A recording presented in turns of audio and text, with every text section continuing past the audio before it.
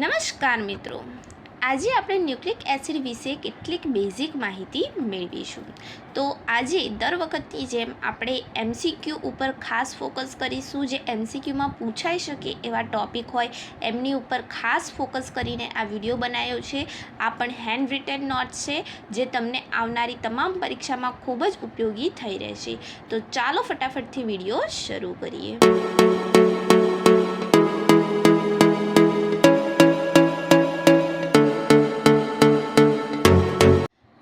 Nucleic acid, તો પહેલાં આની શોધ કોણે કરી હતી? શોધ કરી હતી ફ્રેડરિક મિશર નામના વૈજ્ઞાનિકે 1869માં. હવે એમને ન્યુક્લિક એસિડની શોધ કરી એવું આપણે કહીએ છીએ, પણ એ સમયે કેવું હતું કે એનું જે એસિડિક તત્વ છે એ નહોતું શોધાયું, તો એને ફક્ત ન્યુક્લિન નામ આપ્યું. ન્યુક્લિન નામ કેમ આપ્યું? કારણ કે આ જે ન્યુક્લિન હતું એમને જે કોષ હોય ને એના કોષ કેન્દ્રમાંથી શોધ્યું. કોષ કેન્દ્ર એટલે એનું નાભી કહી શકાય એને. જે રીતે આપણા શરીરનું કેન્દ્ર નાભી છે તો કોષનું કેન્દ્ર નાભી જેવું કહી શકાય, એટલે એમને એનું નામ ન્યુક્લિન આપ્યું. કોને? ફ્રેડરિક મિશરે 1869માં ન્યુક્લિનની શોધ કરી. પાછળથી વૈજ્ઞાનિક આવ્યા 1889માં અલ્ટનાન.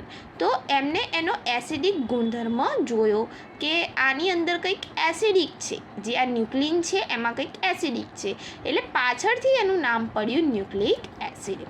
ફ્રેડરિક મિશરે ન્યુક્લિનની શોધ કરી, પાછળથી અલ્ટનાન આવ્યા, એમને એનો એસિડિક ગુણધર્મ શોધ્યો એટલે નામ પડ્યું ન્યુક્લિક એસિડ.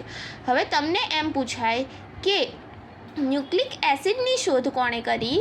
તો જવાબ આવશે ફ્રેડરિક મિશર. એમ પૂછાય DNA RNAની શોધ કોણે કરી? તો જવાબ આવશે ફ્રેડરિક મિશર. કેમ? કારણ કે DNA અને RNA એ એક પ્રકારના ન્યુક્લિક એસિડ જ છે. ન્યુક્લિક એસિડના બે પ્રકાર છે, DNA અને RNA. તો એની જે શોધ કરી એ ફ્રેડરિક મિશરે જ કરી હતી કે આવું કંઈક આની અંદર છે ન્યુક્લિન. ઓકે, પછી આવ્યા કોસેલ. તો એ તેના રાસાયણિક ઘટકો જેવા કે carbon, hydrogen, oxygen, nitrogen, phosphorus એની શોધ કરી. ઓકે, એના રાસાયણિક ઘટકોની શોધ કરી. તો આટલે સુધી આટલા 3 વૈજ્ઞાનિક આપણે અહીં યાદ રાખીશું. ચાલો હવે આગળ ન્યુક્લિક એસિડનું નિર્માણ જોઈએ. તો ન્યુક્લિક એસિડ જે છે ને એ ન્યુક્લિયોટાઇડ્સમાંથી બને છે. ઘણા બધા ન્યુક્લિયોટાઇડ્સ ભેગા મળીને ન્યુક્લિક એસિડ બનાવે છે. તો સ્વાભાવિક છે, જે DNA છે એ ન્યુક્લિક એસિડનું બનેલું છે, RNA ન્યુક્લિક એસિડનું બનેલું છે, તો એમાં પણ શું આવેલા છે? ન્યુક્લિયોટાઇડ્સ આવેલા છે. ઓકે, ન્યુક્લિક એસિડના બે પ્રકાર જ છે, RNA અને DNA. તો એ સ્વાભાવિક રીતે ન્યુક્લિયોટાઇડ્સના જે પોલિમર છે એના બનેલા છે, બરોબર. હવે જે આ ન્યુક્લિયોટાઇડ્સ છે એ 3 વસ્તુના બનેલા છે. સાના? તો નાઇટ્રોજન બેઝ, પેન્ટોઝ શર્કરા અને ફોસ્ફોરિક એસિડ, બરોબર. નાઇટ્રોજન બેઝ, પેન્ટોઝ શર્કરા અને ફોસ્ફોરિક એસિડનું કોણ બનેલું છે? ન્યુક્લિયોટાઇડ્સ. અને ન્યુક્લિયોટાઇડ્સનું પોલિમરાઇઝેશન થઈને શું બને છે? Nucleic acid. ઓકે, તો હવે અહીં આપણો જે પરીક્ષાલક્ષી મુખ્ય ટૉપિક કહી શકાય ન્યુક્લિયોટાઇડ અને ન્યુક્લિયોસાઇડ. તો બંનેમાં મુખ્ય તફાવત કયો છે? તો જે આ ન્યુક્લિયોટાઇડ્સ છે એ શામાંથી બનેલું છે? નાઇટ્રોઝ બેઝ, પેન્ટોઝ શર્કરા અને નાઇટ્રોજન બેઝ, પેન્ટોઝ શર્કરા અને ફોસ્ફોરિક એસિડ.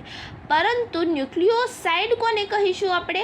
તો નાઇટ્રોજન બેઝ અને જે આ પેન્ટોઝ શર્કરા છે એને આપણે ન્યુક્લિયોસાઇડ કહીશું. તો આનું કેમ આવું અલગ નામ આપ્યું? કારણ કે જે આ નાઇટ્રોજન બેઝ અને પેન્ટોઝ શર્કરા છે એ RNA અને DNAને અલગ પાડે છે, જ્યારે ફોસ્ફોરિક એસિડ એ DNA અને RNAમાં સમાન રીતે આવેલું છે, જેનું સૂત્ર છે H3PO4.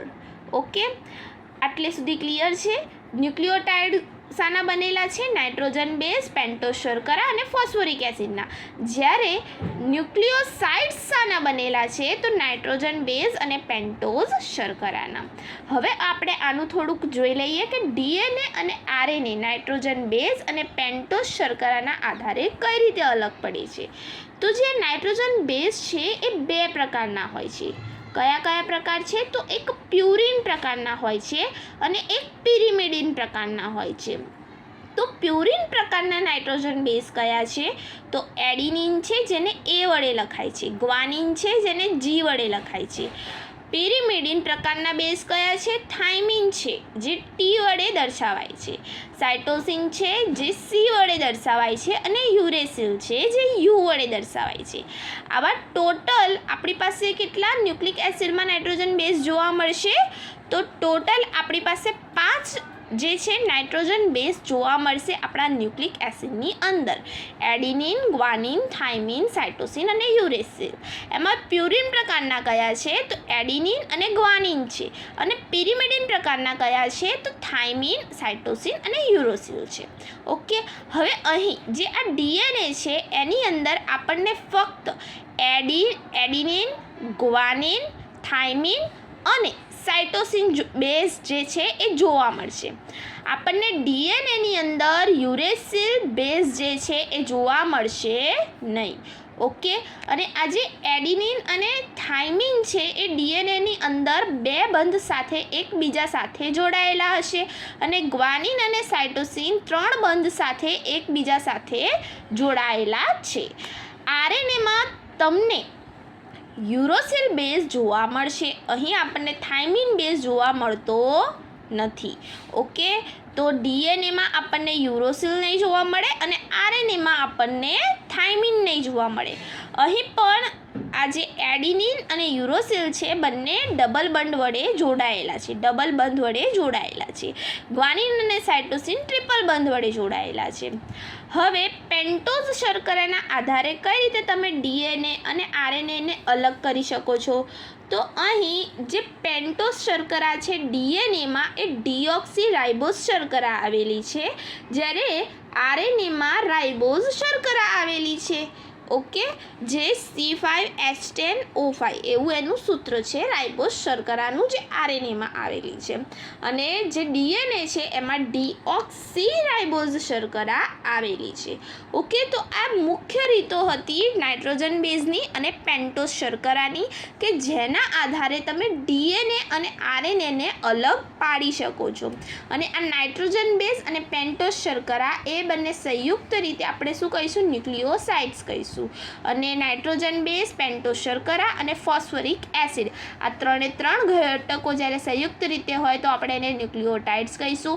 અને ફોસ્ફરિક એસિડનું અણુસૂત્ર છે H3PO4, એ એસિડિક ગુણધર્મ ધરાવે છે, જે ડીએનએ અને આરએનએ બંનેમાં જોવા મળે છે. એક વખત ફટાફટથી રિવિઝન કરી લઈએ તો ન્યુક્લિક એસિડ ફક્ત સૌપ્રથમ પહેલાં કોણે શોધ્યું હતું? ફ્રેડરિક મિશરે 1869માં. પહેલાં એમને એનું નામ ન્યુક્લિન આપ્યું, પછી અલ્ટનાન આવ્યા, એમને એનો એસિડિક ગુણધર્મની શોધ કરી એટલે ન્યુક્લિક એસિડ નામ પડ્યું. કોસેલ આવ્યા, એમને એના રાસાયણિક ઘટકો શોધ્યા, જેવા કે કાર્બન, હાઇડ્રોજન, ઓક્સિજન, નાઇટ્રોજન, ફોસ્ફરસની શોધ કરી. ન્યુક્લિક એસિડનું નિર્માણ શામાંથી થાય છે? ન્યુક્લિયોટાઇડ્સમાંથી થાય છે. ન્યુક્લિયોટાઇડ્સના ઘટક કયા છે? નાઇટ્રોજન બેઝ, પેન્ટોઝ શર્કરા, phosphoric acid. Phosphoric acid DNA અને આરએનએમાં બંનેમાં જોવા મળે છે, સમાન છે. નાઇટ્રોજન બેઝ અને પેન્ટોઝ શર્કરા બંનેમાં અલગ જોવા મળશે. એના આધારે આપણે ન્યુક્લિક એસિડના 2 ભાગ પાડ્યા. કયા? આરએનએ અને ડીએનએ. તો નાઇટ્રોજન બેઝ કેટલા પ્રકારના છે? તો 2 પ્રકારના છે. કયા? તો એક પ્યુરિન બેઝ છે, એક પિરિમિડિન બેઝ છે. પ્યુરિનમાં કયા છે? એડિનિન છે, ગ્વાનિન છે. પિરિમિડિનમાં કયા છે? થાઇમિન, સાયટોસિન અને યુરોસિલ છે. ડીએનએમાં કયા જોવા મળે છે? તો એડિનિન, થાઇમિન, ગ્વાનિન અને સાયટોસિન જોવા મળે છે. એ અને ટી બંને ડબલ બંધ વડે જોડાયેલા છે. જી અને સી બંને ટ્રિપલ બંધ વડે જોડાયેલા છે. આરએનએમાં કયા બેઝ જોવા મળે છે? એડિનિન, યુરોસિલ, ગ્વાનિન અને સાયટોસિન જોવા મળે છે. એ અને યુ બંને ડબલ બંધ વડે જોડાયેલા છે. જી અને સી બંને ટ્રિપલ બંધ વડે જોડાયેલા છે. પેન્ટોઝ શર્કરા ડીએનએમાં કઈ જોવા મળે છે? ડીઓક્સી રાઇબોઝ શર્કરા જોવા મળે છે, જ્યારે આરએનએમાં કઈ જોવા મળે છે? રાઇબોઝ શર્કરા જોવા મળે છે. અણુસૂત્ર કયું છે? C5H10O5. ઓકે, તો અહીં જે આપણો આ વિડીયો છે સરસ મજાનો પૂર્ણ થાય છે. હું આશા રાખું છું કે તમને આજનો આ વિડીયો મદદરૂપ થઈ રહેશે. તો મળતા રહીશું આવા જ નવા વિડીયો સાથે. Thank you friends. Keep watching, keep learning.